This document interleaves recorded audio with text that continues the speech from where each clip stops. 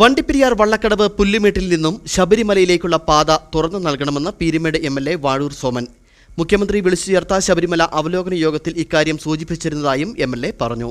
എന്നാൽ പാത തുറന്നു നൽകുന്ന കാര്യത്തിൽ ഇപ്പോഴും നിസ്സംഗത തുടരുകയാണെന്നും എംഎൽഎ വ്യക്തമാക്കി. പണ്ടെങ്ങോ നടന്ന ഒരു ദുരന്തത്തിൻ്റെ പേരിൽ ഈ പാത അടച്ചിട്ടിരിക്കുന്നതിൽ യാതൊരു ന്യായീകരണവുമില്ല.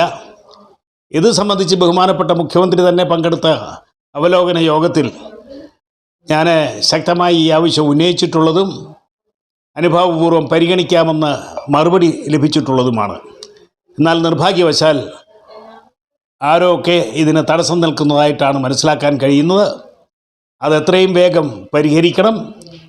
വണ്ടിപ്പെരിയാറിൽ നിന്ന് കോഴിക്കാനം വഴി ഉപ്പുപാറ വഴി സന്നിധാനത്തേക്ക് ഇറങ്ങുവാനുള്ള ഏറ്റവും എളുപ്പപാത അത് തുറന്നു കൊടുത്താൽ പമ്പയിലെയും അതുപോലെ തന്നെ മറ്റു പ്രദേശങ്ങളിലെയും തിരക്ക് ഗണ്യമായി കുറയ്ക്കുവാനും സ്വാമിമാർക്ക് സുഖദർശനം നടത്തി മടങ്ങുവാനും കഴിയും എന്ന് ആവർത്തിച്ച് പറയുകയാണ്.